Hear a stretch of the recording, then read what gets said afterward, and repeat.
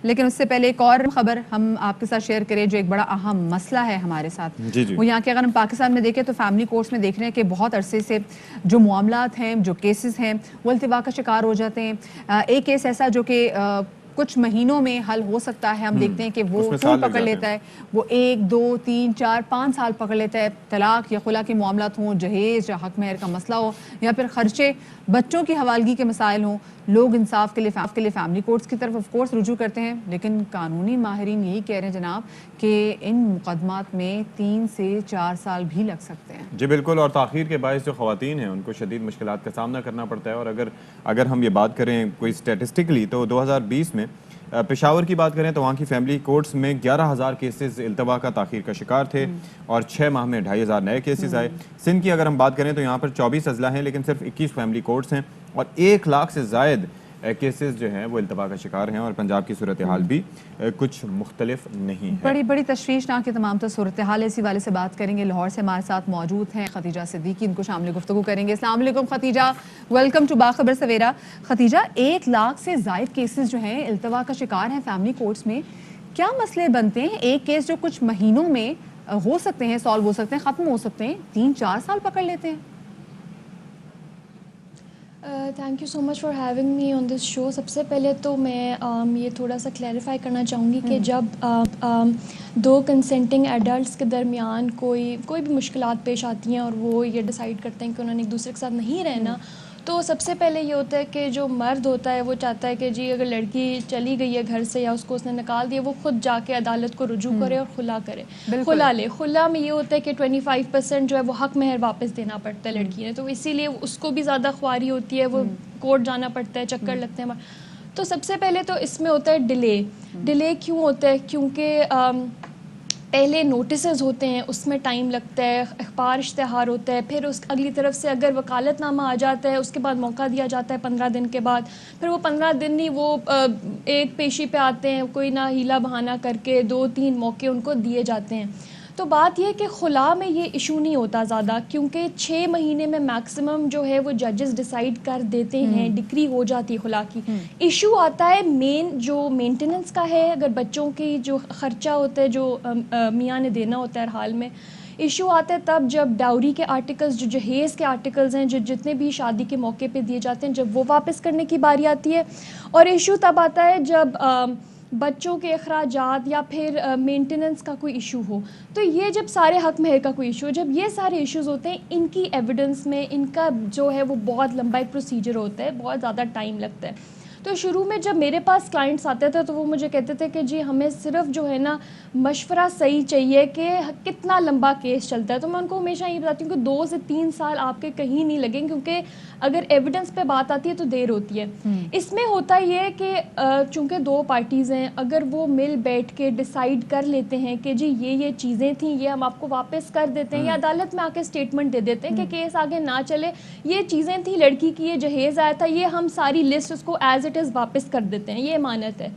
लेकिन ये नहीं होता, दोनों पार्टीज़ के दरमियान में ना एक काइंड ऑफ झगड़ा चल रहा होता है कि जी उसने ये किया था तो अब हम अदालत में जाके ये करेंगे, हम उनको भी घसीटेंगे। तो वो एक ईगो इश्यूज चल रहे होते हैं, जिससे अल्टीमेटली सफ़र करते हैं बच्चे, अगर माइनर्स हों तो वो मैंने ये भी देखा कि अदालतों के अंदर जो है झगड़ा एक चल रहा होता है माँ बाप का, दोनों वो बच्चों का मामला तो अपनी जगह, लेकिन आपने हैं। खुला के हवाले से कहा कि 6 महीने में ये मामला निपट जाता है, लेकिन अगर उसके अंदर सामने की पार्टी की जानिब से रेजिस्ट किया जाए, यानी कि मर्द की जानिब से रेजिस्ट किया जाए, तो उसके पास कोई कानूनी फोरम मौजूद है? और अगर ऐसा होता है तो उसमें क्या फर्दर डिले होता है, क्या होता है उस सूरत में?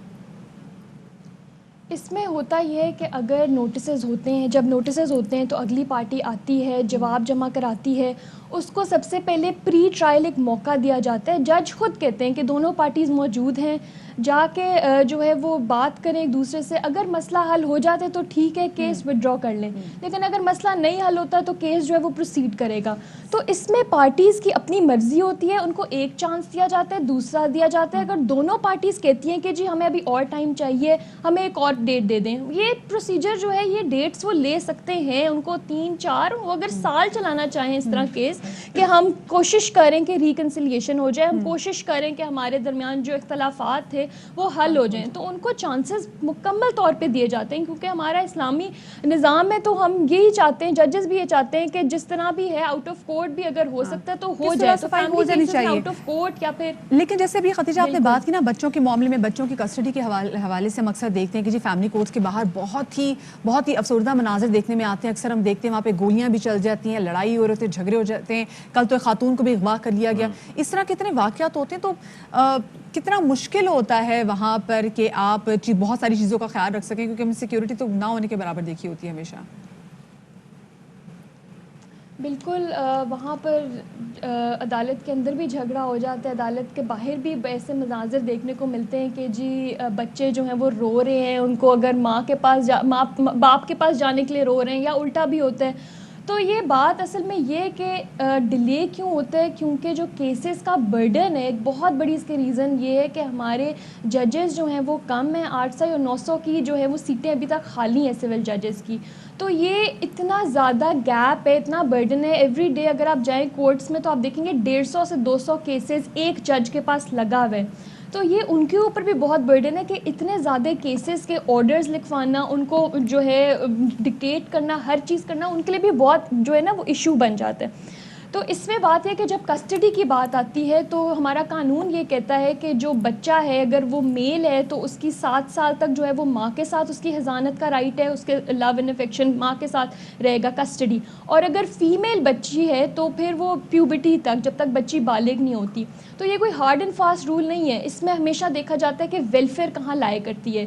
सुप्रीम कोर्ट की भी इस पर बेतहाशा जजमेंट्स हैं कि वेलफेयर जो है वो पैसों से नहीं मुंसलिक, वो पावर्टी से नहीं मुंसलिक। वो अगर इवन माँ, एक जजमेंट ये भी कहती है कि अगर माँ इवन डिसेबल्ड भी है फिर भी माँ से नहीं बच्चा लिया जा सकता इस एज में, टेंडर एज में, जब उसको माँ की प्यार की बहुत ज़्यादा ज़रूरत होती है। तो बाप को विजिटेशन राइट्स दिए जाते हैं, तो विजिटेशन भी जो है वो हल नहीं होती। अगर वो फिर उसके लिए दोबारा कोर्ट आते हैं कि जी एक विजिटेशन स्केड्यूल बन जाए कि इस दिन बाप जो है वो मुलाकात कर सकता है, अपने घर लेकर जा सकता है, या फिर कोर्ट में आके मुलाकात हो सकती है 2 घंटे। तो इस चीज़ में सारे जो है ना वो भाग दौड़ हो रही होती है कोर्ट में, कोई एक ईगो इशू होता है बेसिकली दोनों पार्टीज का कि वो खदीजा उसके अंदर मसला, तो एक तो ये ईगो इशू हो गया, लेकिन ये जो नॉन नफके के मसाइल जो हैं वो फिर हल किए जाते हैं। जाहिर है कि बच्चों के लिए सेटलमेंट की चीज़ें होती हैं, उसके अंदर क्या मसाइल का सामना करना पड़ता है और उसका प्रोसीजर क्या होता है उनको तय करने का? देखें, वो सबसे पहले डिपेंड करता है बाप कितना कमाता है, बाप कितना अफोर्ड कर सकता है अपने बच्चों को देने। लेकिन बाप कभी भी इवेड नहीं कर सकता, बाप को हर हाल में बच्चों को मेंटेन करना है, नान नफ़का देना है।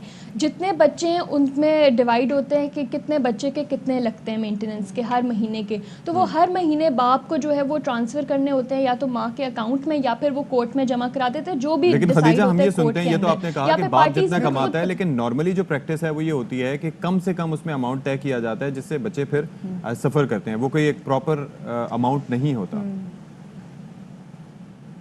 बिल्कुल, इसमें जो है वो मिनिमम 5 to 7,000 है पर चाइल्ड। तो वो फिर डिपेंड करता है आगे बच्चे के अखराजात कितने होते हैं, बच्चे कौन से स्कूल में जाते हैं, बच्चे की वेलफेयर बेसिकली। तो वो अगर आप एप्लीकेशन दो वो आप इंक्रीज़ भी करा सकते हो कि मेंटेनेंस, अगर बच्चे के खर्चे बढ़ गए हैं, स्कूल उसकी दूसरी जो बेशतर ज़रूरियात हैं अगर वो बढ़ जाएँ तो वो भी आप इंक्रीज़ भी करा सकते हो। लेकिन इसमें यही है, देखें, अगर मैं चाहूँ कि मैंने अपना डिले करना है, क्लाइंट मुझे कह रहे हैं कि जी केस को लंबा चलाना है, अगर क्लाइंट खुद कह रहे हैं तो फिर मैं क्या करूँगी, मैं एज ए लॉयर में जाके एक एप्लीकेशन दे दूँगी। केस तब तक डिसाइड नहीं होता, कानून कहते हैं कि जो एप्लीकेशन पहले आएगी वो डिसाइड होएगी तो केस फर्दर प्रोसीड करेगा। तो इसी तरह डिले होता है, 3 से 4 साल समझें एप्लीकेशन ही चल रही हैं, एक पार्टी आके दे रही है, फिर दूसरी पार्टी तंग करने के लिए दूसरी एप्लीकेशन लेकर आ रही है, ये एप्लीकेशन का सिलसिला ही साल 2 साल चल जाता है, तो वो एविडेंस के तक बात ही नहीं आती। तो बात ये कि इसी तरह केसेस डिले होते रहते हैं, ताखीर का शिकार होते रहते हैं, जब तक के 4 साल गुजर जाते हैं, फिर जाके फाइनली डिसाइड होता है कि जी इंटरिम लग जाता है। ये नहीं है कि अगर केस चल रहा है, एविडेंस हो रही है तो इंटरिम नहीं, इंटरिम होता है कि जी जब जवाब आ जाता है दूसरी पार्टी का तो एक वो कस्टडी का डिसाइड कर देते हैं कि कस्टडी किसके पास रहेगी जब तक फाइनली डिसाइड नहीं केस होता, और जब तक केस फाइनली डिसाइड नहीं होता तो बच्चों को कितने पैसे हर महीने बाप देगा। तो ये हो जाते हैं अर्ली हियरिंग्स पे, 3 से 4 महीने लगते हैं इसको। लेकिन जो मुकम्मल केस है, फाइनल जजमेंट जो आती है वो आती है 3 से 4 साल इसमें लग जाते हैं, केसेस तो इल्तबा का शिकार होते हैं। लेकिन जैसे खतीजा खतीजा ने बात की ना कि तकरीबन 800 से 900 सिविल जजेस जो सीट्स हैं वो यहाँ पे खाली हैं, जजेस यहाँ पर कम है, हो सकता है जजेस की तादाद यहाँ पर बढ़े, तो जो केसेस हैं ये जल्द अज जल्द जो है ना ये अपने जल्दी जो है ये खत्म होंगे। बहुत शुक्रिया जी। एग्जैक्टली खतीजा हमारे साथ, छोटी सी ब्रेक ले लेते हैं। जी ब्रेक लेते हैं, ब्रेक के बाद आते हैं।